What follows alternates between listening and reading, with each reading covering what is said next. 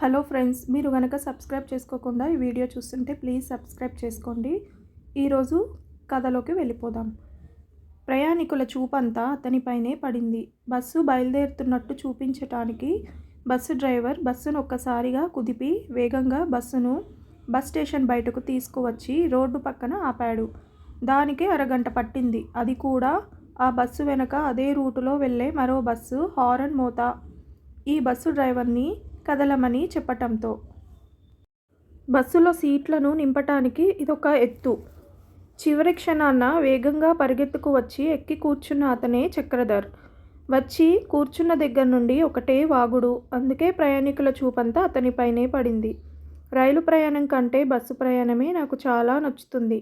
దీనికి కారణాలన్నీ అడగకండి. కొన్ని కోరికలకు కారణం ఉండదు, కానీ నచ్చుతుంది. నేను మిమ్మల్ని అడగలేనే లేదు. చక్రధర్ పక్కన కూర్చున్న ప్రయాణికుడు అమాయకంగా అన్నాడు. గుడ్ జోక్ అంటూ చక్రధర్ నవ్వుకుంటూ ఖాళీగా కనబడ్డ మరో సీటుకు వెళ్ళి కూర్చున్నాడు. అక్కడ కూడా ఒక ప్రయాణికుడు కూర్చొనున్నాడు. అతను కూడా అమాయకుడే. ఎందుకంటే చక్రధర్ వాగుడును భరించాలిగా. సార్ ఎవరిని చూసినా చాలా రోజుల పరిచయం ఉన్నవాడిలా చనువు తీసుకొని మాట్లాడడం మొదలు పెడతాడు చక్రధర్.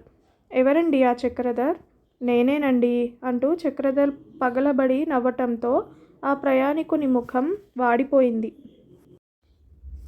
ఆ చక్రధర్ అలా ఆ బస్సులో ఖాళీగా ఉన్న సీట్లను ఆక్రమించి పక్కన కూర్చున్న ప్రయాణికులను తన వాగుడుతో విసిగించటంలో ఆరితేరిన మనిషి.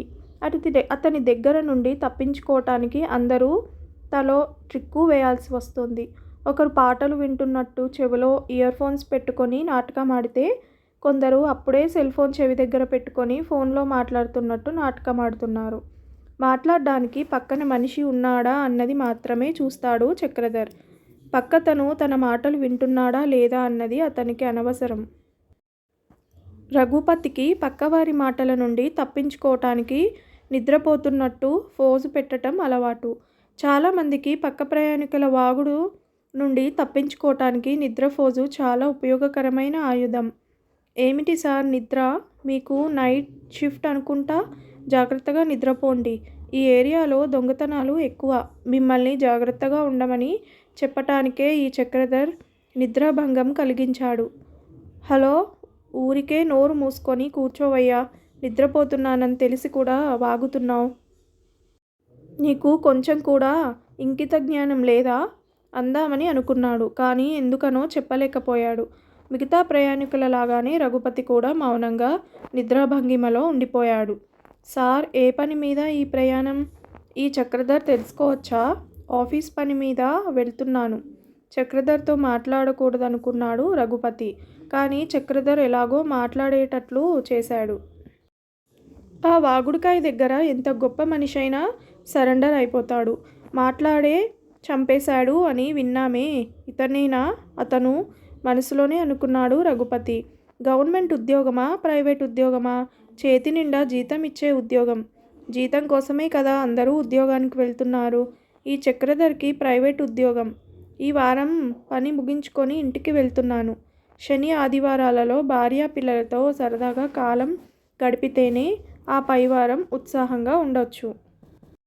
ఎప్పుడు కావాలంటే అప్పుడు, ఎలా కావాలంటే అలా డబ్బు సంపాదించుకోవచ్చు. కానీ సంతోషాన్ని అనుభవించడం మన చేతుల్లోనే కదా ఉంది. పక్కన కూర్చున్న అతని మనో పరిస్థితి ఏమిటి? అతనెవరు? ఇలాంటివి చక్రధర్కు అక్కర్లేదు. వినడానికి చెవులుండే ఒక మనిషి పక్కన కూర్చునుంటే చాలు. ఇతను మాట్లాడకుండా టీవీ యాంకరింగ్ ఉద్యోగానికి వెళ్ళి ఉండవచ్చు. చక్రధర్ లాంటి మనుషులే 24 గంటలు మాట్లాడటానికి. ఇప్పుడు బోలెడు టీవీ ఛానల్స్కి మనుషులు కావలసి ఉంది. మనసులోనే అనుకున్న రఘుపతి అతని భార్య పిల్లల పరిస్థితిని ఆలోచించి చూశాడు. అయ్యో పాపం అనిపించింది. పెళ్లి చేసుకున్న పాపానికి గతి లేక భరిస్తూ ఉంటుంది భార్య. లేకపోతే వినే అలవాటుకు బానిస అయిపోయి ఉంటుంది. కండక్టర్ నుండి ఒక ఈలా ఏదో బస్ స్టాప్ వస్తున్న సూచన. అందరికీ నమస్కారం. వెళ్ళిరానా? మరోసారి ఖచ్చితంగా అందరినీ కలుస్తా. భూమి గుండ్రం ఈ లాజిక్తో వెళ్తున్నాను అంటూ ఇద్దరికో ముగ్గురికో హ్యాండ్షేక్ కూడా ఇచ్చి బస్సు దిగాడు చక్రధర్. బస్సు మళ్ళీ బయలుదేరింది. శబ్ద నిషేధ చట్టం వేసినట్టు బస్సులో ఒక ప్రశాంతత. మనసులో ఉండే ఆఫీసు పనుల ఆలోచనలు అన్నీ కూడా ఎక్కడో ఒక చెట్టు కొమ్మకు పోయి కూర్చున్న ఫీలింగ్.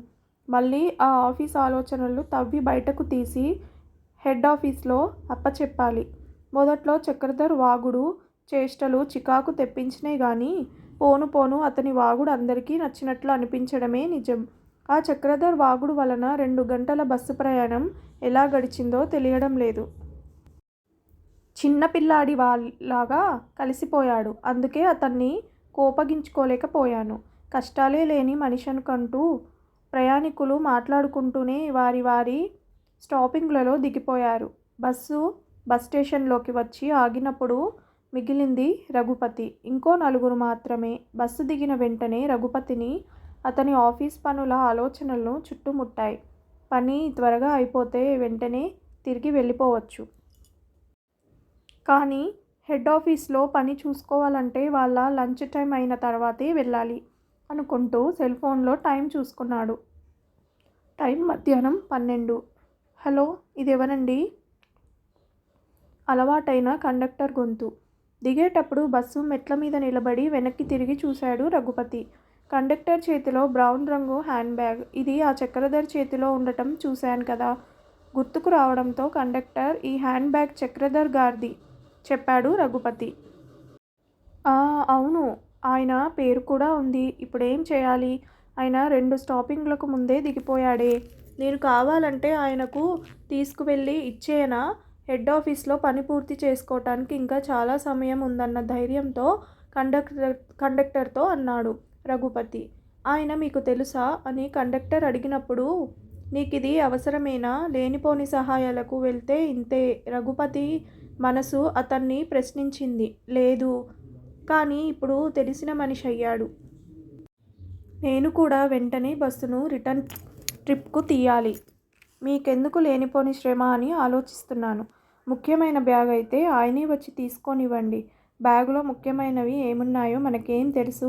రేపు ఎల్లుండి శని ఆదివారాలు. ఒకవేళ ఆయన మిమ్మల్ని కలుసుకోలేకపోతే? కండక్టర్ ఆ బ్యాగును కింద పైకి వంచి ఆడించి చూశాడు. ఆ తర్వాతే రఘుపతికి అందించాడు. ఎందుకైనా మంచిదని రఘుపతి అడ్రస్ అడిగి తీసుకున్నాడు. బ్యాగు తీసుకొని ఆటో ఎక్కి బ్యాగు పైనున్న అడ్రస్ చెప్పి వెళ్ళమన్నాడు. ఆటో ఒక ఇంటి ముందు ఆగింది. బ్యాగు పైన ఉన్న డోర్ నెంబర్ చూశాడు. ఒకటెక్కువ ఉన్నది. వెనుక ఇల్లు అనుకున్నాడు. ఆటో దిగి వెనక్కి నడుచుకుంటూ వెళ్ళాడు. ఆ ఇంటి కిటికీలో నుండి ఒకతను కనబడ్డాడు. అది చక్రధర్ గారే. చేతులు ఆడిస్తూ తన భార్య పిల్లాడి దగ్గర ఏదో మాట్లాడుతున్నాడు. రఘుపతిని చూసిన వెంటనే బయటకు పరిగెత్తుకొచ్చాడు. అతని వెనకే వచ్చిన అతని భార్య పిల్లాడు రండి రండి అనే చూపులతో నవ్వు మొహంతో వచ్చి నిలబడ్డారు. బ్యాగు అందించాడు రఘుపతి. చాలా థ్యాంక్స్ అండి, లోపలకు రండి సార్. రఘుపతిని ఆహ్వానించాడు చక్రధర్. ఇంత భవ్యంగా సన్నని గొంతుతో మాట్లాడడం కూడా చక్రధర్కు తెలుసన్నమాట అని అనుకుంటూ, హెడ్ ఆఫీస్లో చేసుకోవాల్సిన ముఖ్యమైన పనికి సమయం తక్కువగా ఉంది, అందుకని నేను వెంటనే వెళ్ళాలి అని చక్రధర్తో చెప్పాడు రఘుపతి. ఒక్క 5 నిమిషాలు కూర్చొని వెళ్ళండి, అది మాకందరికీ తృప్తిగా ఉంటుంది బ్రతిమలాడాడు చక్రధర్. కానివ్వండి అంటూ లోపలకు వెళ్ళాడు రఘుపతి. చక్రధర్ చూపించిన సోఫాలో కూర్చున్నాడు. సార్, తెలుసో తెలియకో బస్సు ప్రయాణంలో మీలాంటి ప్రయాణికుల మనసును గాయపరిచి ఉంటాను. ఎవడ్రా వీడు అనవసరమైన వాగుడుతో మనల్ని విసిగిస్తున్నాడు అని నా వెనుక మాట్లాడుకుంటారు. అంతెందుకు, నా ముఖాన్నే చెప్పిన వాళ్ళు కూడా ఉన్నారు. చిన్నగా నవ్వాడు రఘుపతి. ఇంట్లో నేను మాట్లాడను సార్. మాట్లాడే వాక్చాతుర్యం ఉన్నది కదా అని నేను సరదాగా మాట్లాడినా మాట్లాడలేని జీవులైన నా భార్య పిల్లాడు మానసికంగా బాధపడతారు కదా. అంతవరకు సరదాగా మాట్లాడుతున్న చక్రధర్ కళ్ళల్లో నుండి నీరు ధారగా కారింది. చక్రధర్ వైపు ఆశ్చర్యంగా చూశాడు రఘుపతి. కళ్ళు తుడుచుకుంటూ, అవును సార్, నా భార్య పిల్లాడు బోత డెఫ్ అండ్ డమ్. చిన్నప్పటి నుండి వికలాంగులంటే నాకు విపరీతమైన జాలి కలిగేది. అలాంటి వారిలో ఒకరైన జీవితంలో ఆనందం పంచివ్వాలనేది నా లక్ష్యంగా పెట్టుకున్నాను. ఏరికోరి డఫ్ అండ్ డమ్గా ఉన్న సంధ్యను పెళ్లి చేసుకున్నాను. దేవుడు నాలోని జాలిగుణానికి బహుమతిగా మరో మూగ చెవిటి జీవిని నాకు వరంగా ఇచ్చాడు. వాడే నా కొడుకు ప్రసాద్. వాడికి గవర్నమెంట్ డెఫ్ అండ్ డమ్ స్కూల్లో అడ్మిషన్ దొరికింది. నేను పారేసుకున్న ఆ బ్యాగులోనే ఆ అడ్మిషన్ లెటర్ ఉంది. మీరు ఆ బ్యాగును నా అడ్రస్ వెతుక్కుంటూ తీసుకువచ్చి ఇచ్చారు. మీ రుణం ఎలా తీర్చుకోవాలో తెలియటం లేదు అని చెప్పాడు చక్రధర్. బాధపడకండి చక్రధర్ గారు అన్నాడు రఘుపతి. ఇలా జరిగిందేమిటని నేను ఏనాడూ బాధపడలేదు సార్. ఆ ఇద్దరి మూగజీవులతో పాటు నేను కూడా ఒక మూగజీవిగా ఉంటూ వారిని సంతోషపెడుతూ మాట్లాడాలనే నా కోరికను మీలాంటి వారి దగ్గర అవసరమున్నా లేకపోయినా ఏదో ఒకటి మాట్లాడి తీర్చుకుంటాను. మీ తిట్లను ఆశీర్వచనాలుగా తీసుకుంటాను సంతోషంగా చెప్పాడు చక్రధర్. మనసు బరువెక్కటంతో టైం అవుతోంది. ఇక నేను బయలుదేరుతాను అని చెప్పి సోఫాలో నుండి లేచాడు రఘుపతి. ఆటో వరకు రఘుపతితో వచ్చిన చక్రధర్ ఆటో ఎక్కిన రఘుపతికి మరోసారి థ్యాంక్స్ చెప్పాడు. ఆటోలో కూర్చున్న రఘుపతికి చక్రధర్ గురించిన ఆలోచనలే.